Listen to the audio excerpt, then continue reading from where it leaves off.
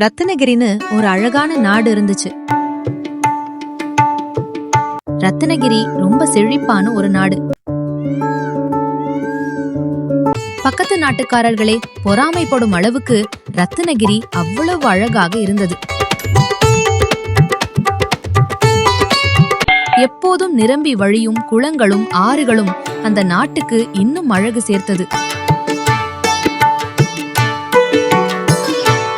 தண்ணீருக்கு எப்போதுமே பஞ்சம் வந்ததே இல்லை.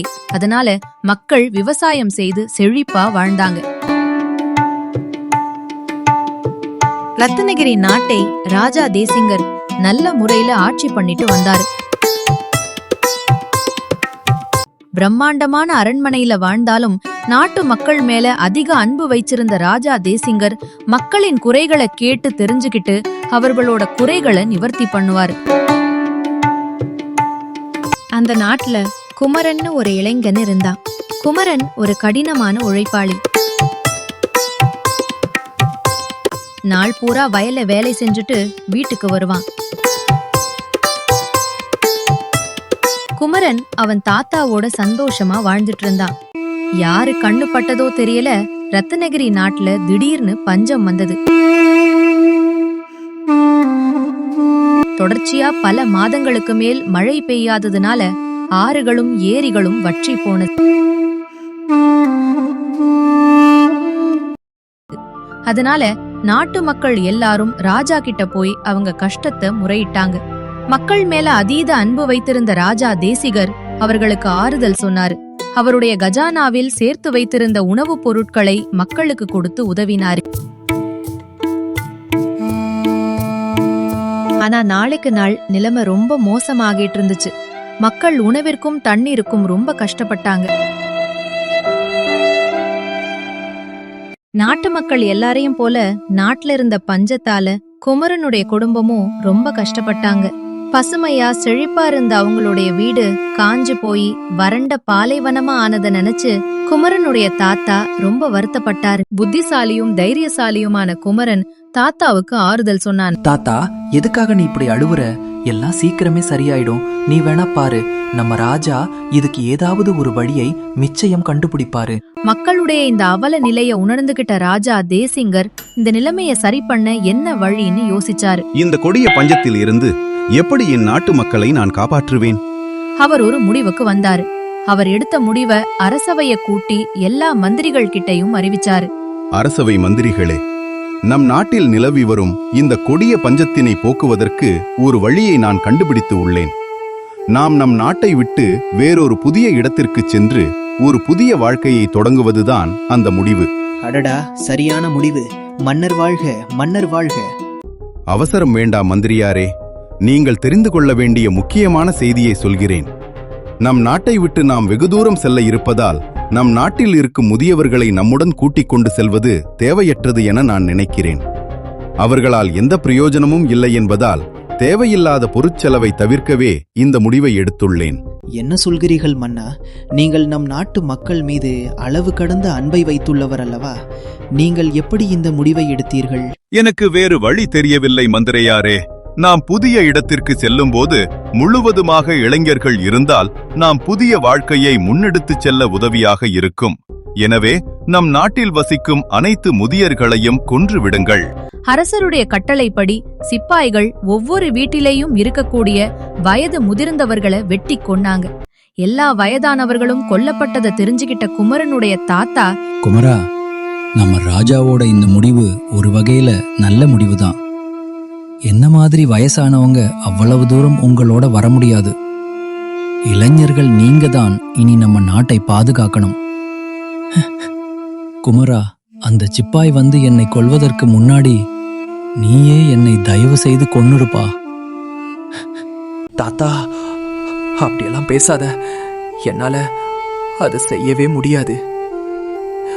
உன்னை விட்டு என்னால இருக்கவே முடியாது. தாத்தா, அந்த சிப்பாய் வந்தா என்னையும் சேர்த்து கொல்லட்டும். குமரா, உனக்கு இந்த தாத்தாவை பிடிக்குன்னா நான் சொல்ற மாதிரி நீ செஞ்சுதான் ஆகணும்.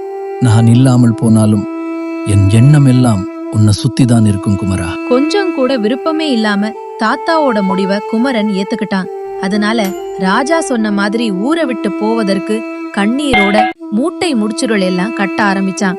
அவன் எதிர்பார்த்த மாதிரியே ஒரு சிப்பாய் அவன் வீட்டை தேடி வந்தான். டேய் சின்ன பையா, இந்த வீட்ல வயசானவங்க யாராவது இருக்காங்களா?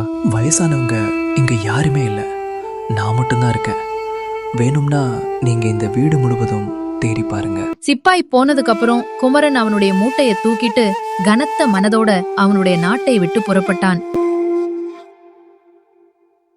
அவன மாதிரியே நாட்டு மக்கள் எல்லாருமே அவங்க வீட்டுல இருந்த பொருள்கள் எல்லாம் முட்டையா கட்டிக்கிட்டு ரொம்ப சோகமா அவங்களோட நாட்டை விட்டு புறப்பட்டாங்க. ராஜா தேசிங்கர் முன்னாடி நடந்து போயிட்டு இருந்தாரு. அவரை தொடர்ந்து நாட்டு மக்கள் எல்லாரும் அடுத்து என்ன செய்ய போறோம் என்ற கவலையோடும் குழப்பத்தோடும் நடந்து போனாங்க. ஆனா குமரன் மட்டும் யார் கூடவும் சேராம தனியாக நடந்து போனான். நீண்ட தூரம் நடந்து வந்ததுனால மக்கள் எல்லோரும் இளைப்பாறத்துக்காக ஒரு இடத்துல உட்கார்ந்தாங்க. ரொம்ப நேரம் நடந்து வந்ததுனால அவங்க கிட்ட தண்ணீர் ரொம்ப குறைவாகவே இருந்தது. மந்திரியாரே, இப்பொழுது என்ன செய்வது? மக்கள் கொண்டு வந்த தண்ணீர் எல்லாம் குறைந்து கொண்டே வருகிறது. இதுக்கு என்னதான் தீர்வு? இந்த பிரச்சனைக்கான தீர்வை நான் என் நாட்டு மக்களிடமே கேட்கிறேன். ரத்னகிரி நாட்டின் துடிப்பு மிக்க இளைஞர்களே, நீங்கள் கொண்டு வந்த தண்ணீர் குறைந்து கொண்டே வருகிறது. அதனால் தண்ணீர் கிடைப்பதற்கு என்ன வழி என்று யார் கூறுகிறீர்களோ அவர்களுக்கு ஒரு பரிசை நான் தர இருக்கிறேன். ராஜாவுடைய அறிவிப்பை கேட்டுட்டு குமரன் தனியா போய் யோசிக்க ஆரம்பிச்சான். அவனுக்கு ஒரு தீர்வு கிடைச்சது. வணங்குகிறேன் மகாராஜா. நம் நாட்டு மக்களுக்கு தண்ணீர் கிடைப்பதற்கு ஒரு தீர்வு என்கிட்ட இருக்கு. நம்ம கொண்டு வந்திருக்கிற ஆடு மாடுகள் தரையில எந்த இடத்துல முகர்ந்து பார்க்கிறதோ அந்த இடத்துல நிச்சயம் தண்ணீர் இருக்கும் மகாராஜா. ஆகட்டும் இளைஞனே, நீ சொல்வது போலவே செய்து பார்க்கலாம். குமரன் சொன்னது போலவே ஆடு மாடுகளை எல்லாம் தரையில முகர்ந்து பார்க்க விட்டாங்க. ரொம்ப நேரமா அங்கேயும் இங்கேயும் முகர்ந்து பார்த்த பசு மாடுகள் இறுதியில் ஒரு இடத்துல ரொம்ப நேரமா முகர்ந்துட்டு இருந்துச்சு.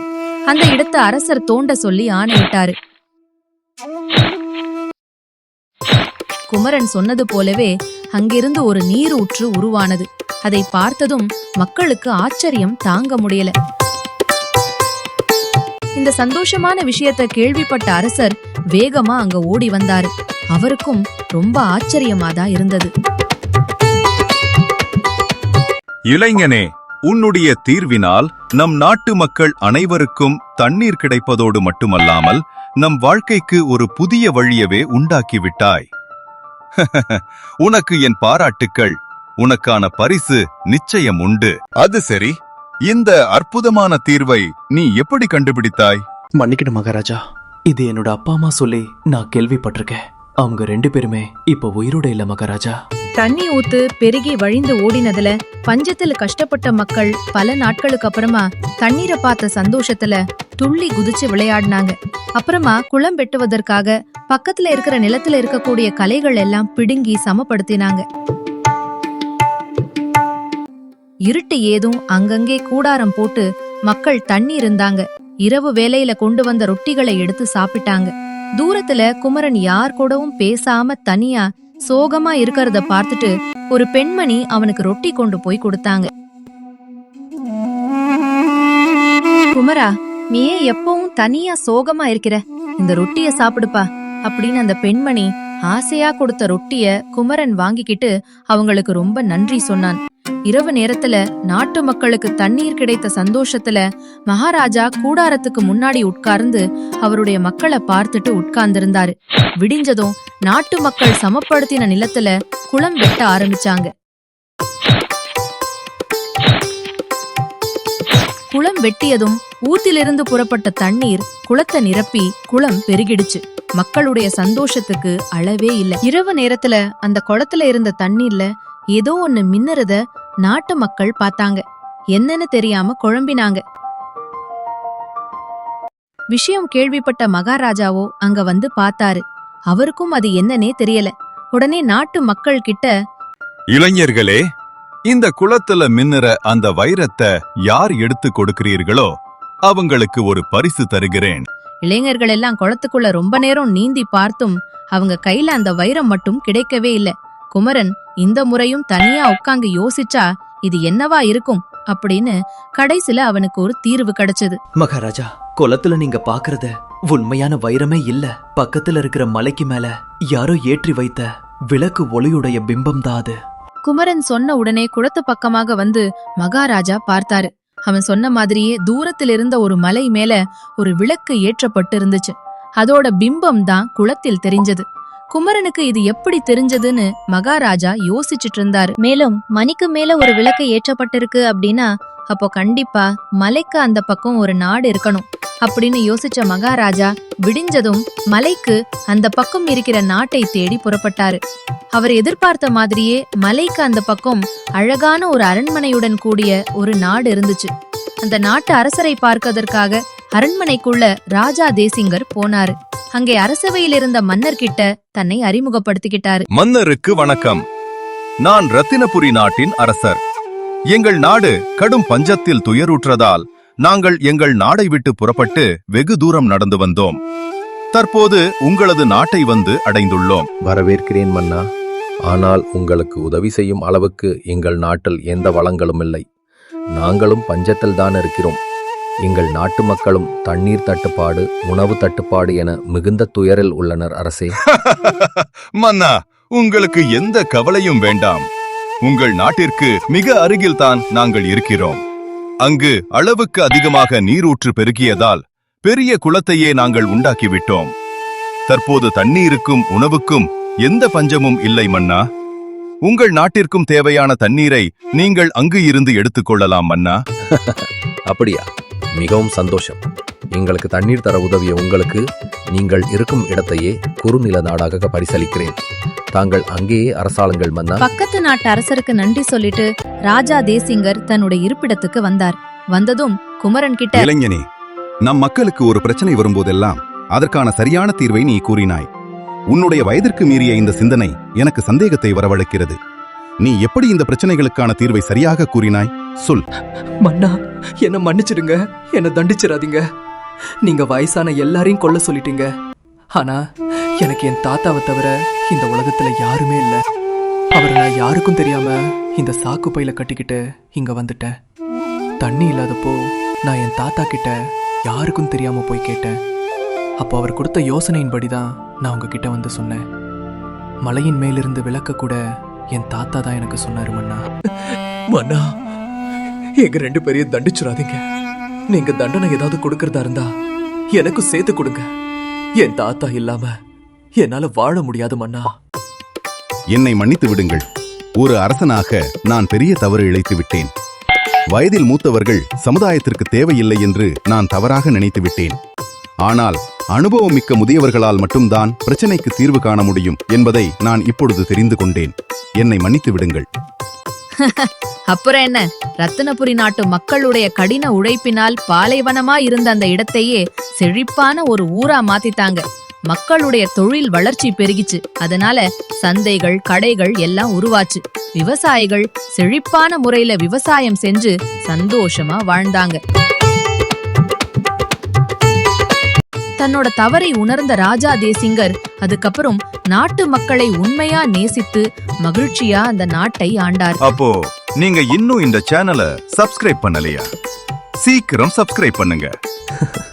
இந்த வீடியோவை லைக் பண்ணுங்க, எல்லாருக்கும் ஷேர் பண்ணுங்க.